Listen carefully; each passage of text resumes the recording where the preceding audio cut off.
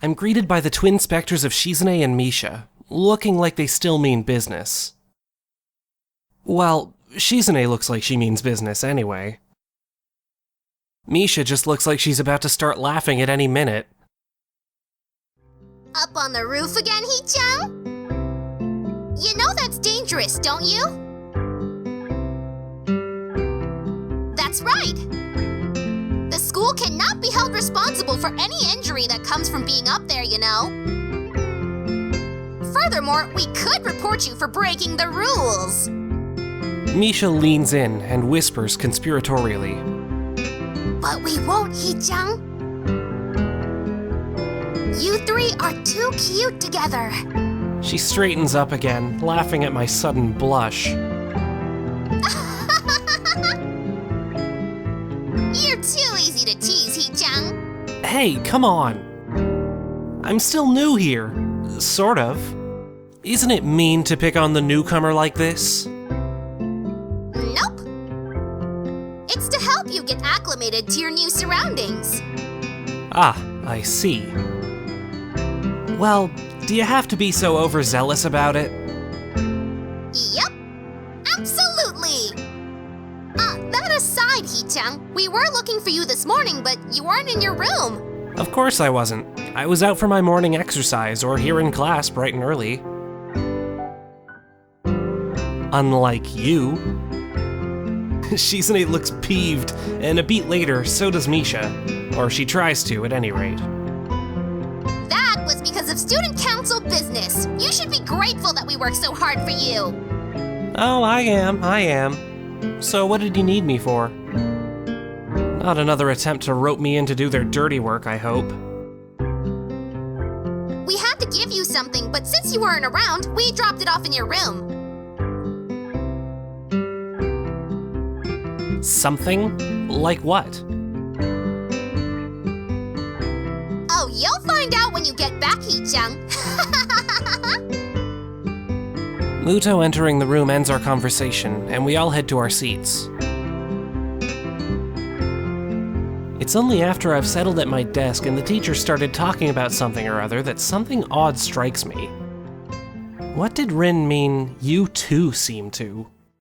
Was Emi staring at something too? For a brief moment, I consider the possibility that Emi was staring at me the way I was staring at her. Of course, that's ridiculous. Still, I can't deny I wouldn't mind if it were true. But it's best not to think of that. No need to get my hopes up. Come to think of it, when did I start having hopes like that anyway?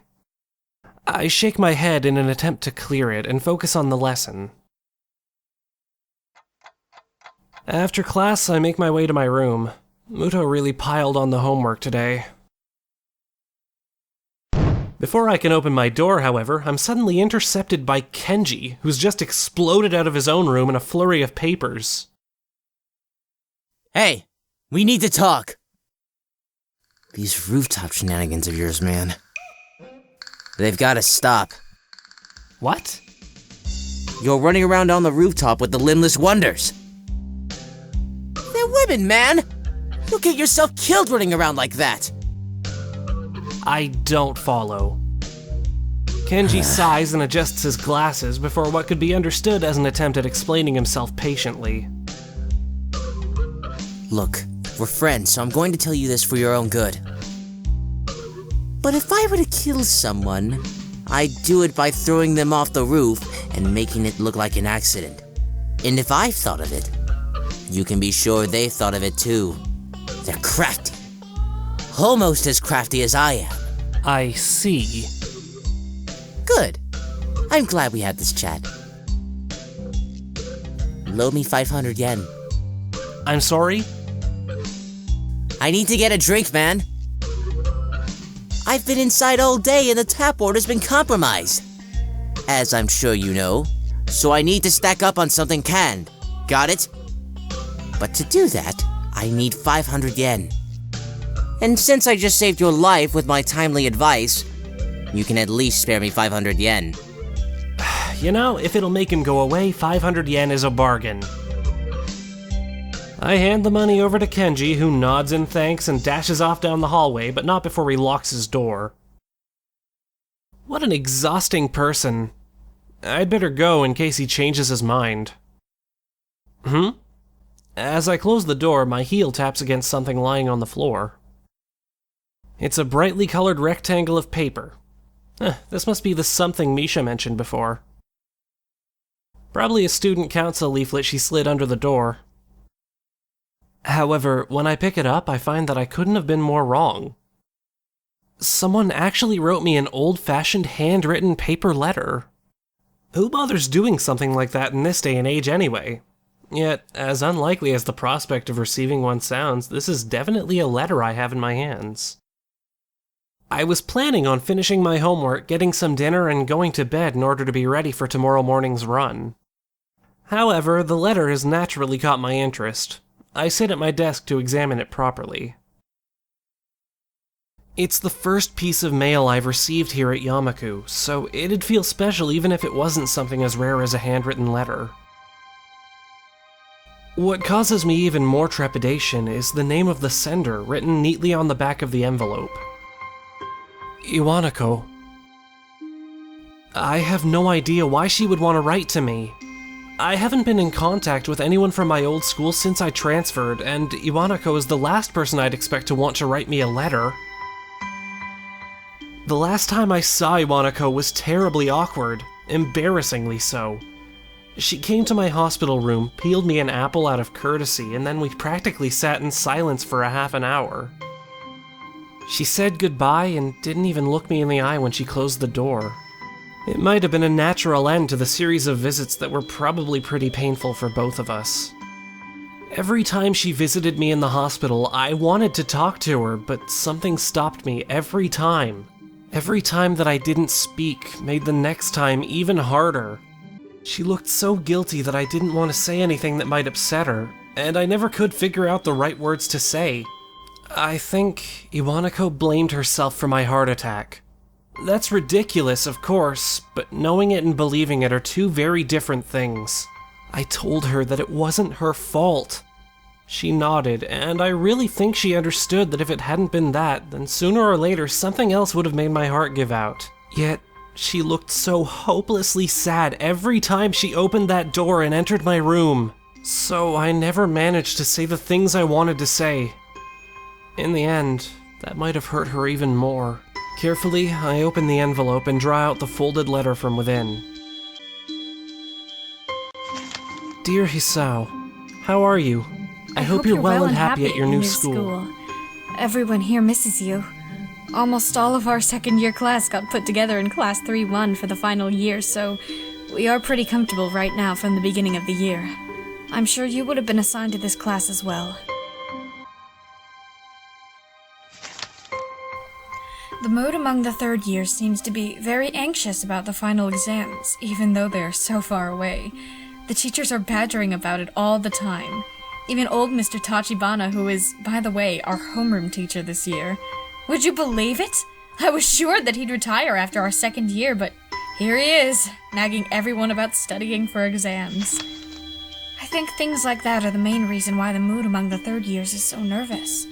I must admit that I'm somehow losing confidence in myself as well, even though I've always fared reasonably well in exams. It's so weird to think that we're already seniors, isn't it? Time has really flown past. I wonder where it went. The new first year seems so young and somehow really innocent. I keep wondering if I was like them in my first year. I've been feeling nostalgic like this for the whole first trimester. There are other things I want to say. I'm writing to you because I felt that there are things I should have said after the incident back in winter. I really regret that I wasn't able to say them in person, and I have no excuse for it. Yeah, I think I've had quite enough of this. I crumple up the sheet of paper and toss it across the room. My aim is off, so the letter rolls under my nightstand instead of going into my wastebasket. That was an apology for abandoning me, except I don't know that I really need it anymore at this point. The hospital seems like a lifetime ago, and here, now, I've got other things on my mind. Emi, for starters. It wasn't great to be abandoned during my stay, but it's not something I'm worried about anymore. In fact, I hadn't even thought about the hospital in what feels like forever until this letter came in. It's almost annoying to have received it.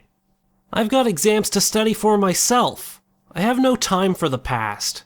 Now about that homework.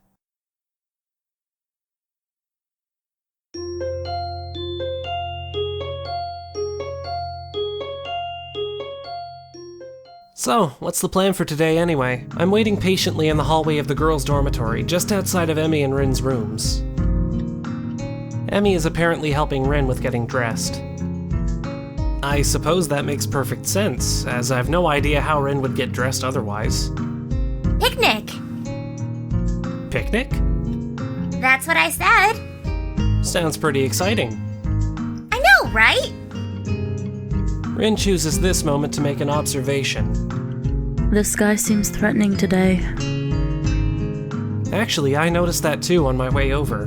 Despite the sunshine of the early morning, the afternoon seems to have taken a turn for the gloomy. And there's a heaviness to the air as well that usually heralds a rainstorm. I wonder if I should have brought my umbrella. She's got a point. Emi, are you sure that you still want to risk getting caught in the rain?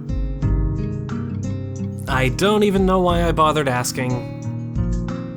Emi pops out of Rin's room into the hallway looking shocked that I'd even suggest canceling our plans.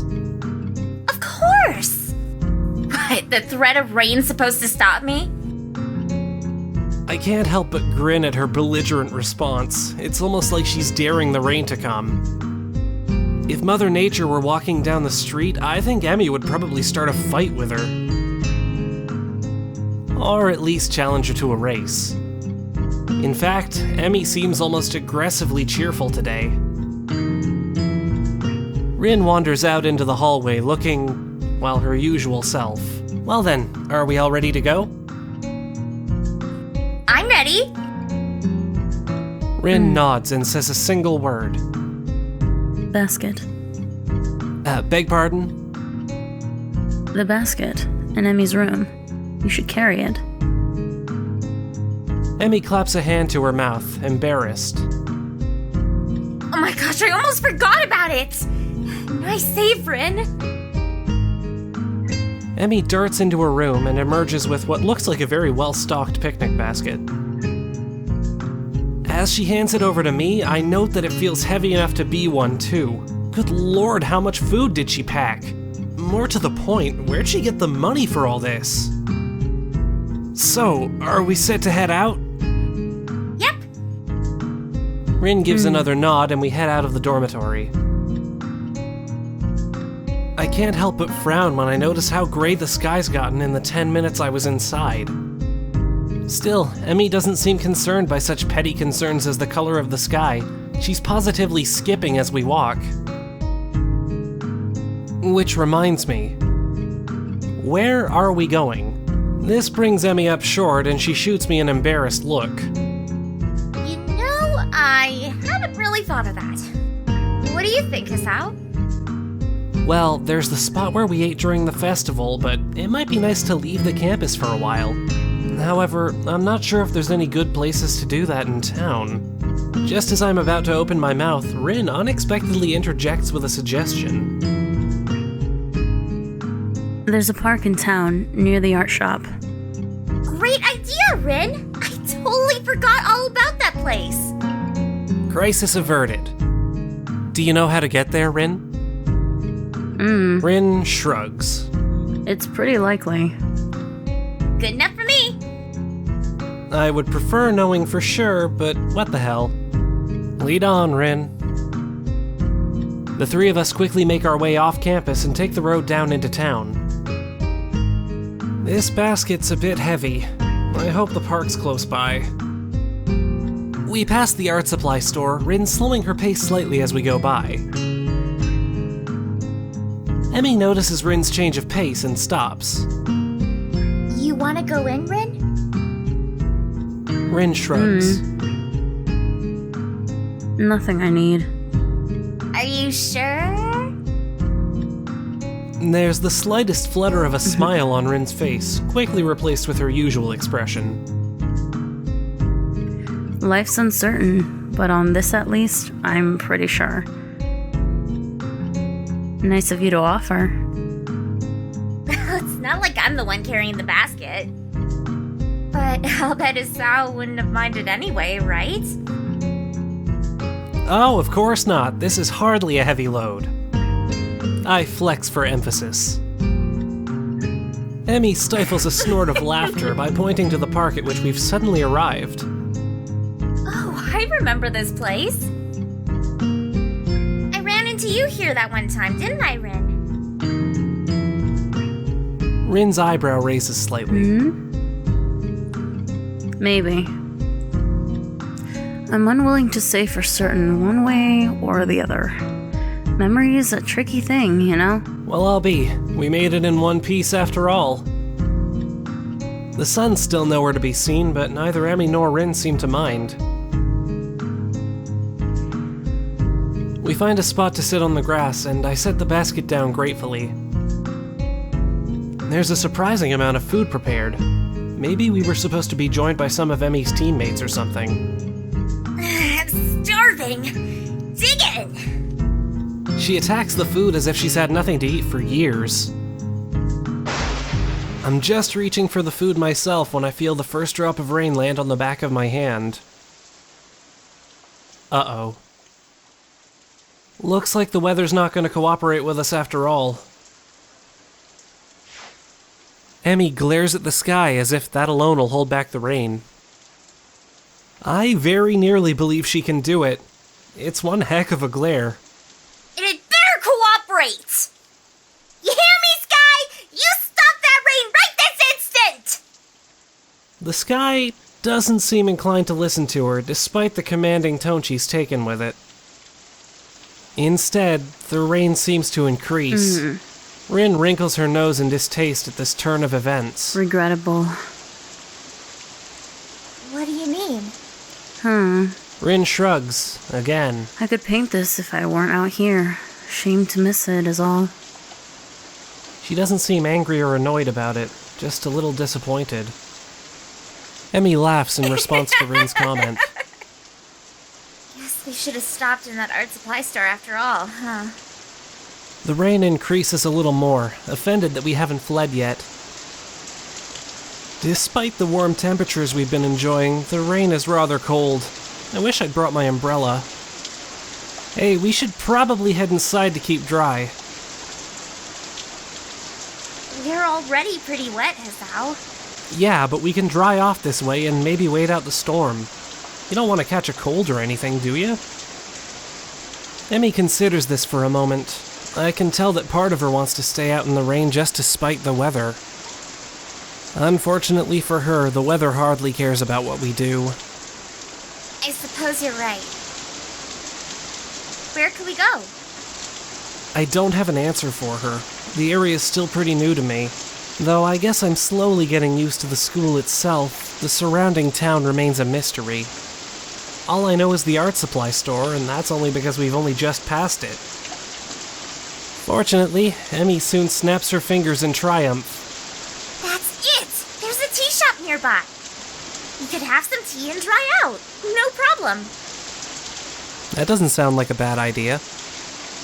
Great! You know where it is? Emi nods, looking fairly confident. Sure do. I think. But it'll be an adventure either way, right? Adventure, huh? Well, I suppose we could use a little adventure. I think as long as we get out of this rain, I'll be happy. The picnic basket is a little lighter now, at least. Lead on. Rin and I follow Emi as she weaves through the streets with something approaching confidence. Now, let's hear... There! The Shanghai! Emi beams triumphantly as she points to the tea shop. It seems fairly crowded inside, a symptom of the sudden rain, I'm sure. Welcome, can I? I'm surprised to find out that our waitress is none other than Yuuko.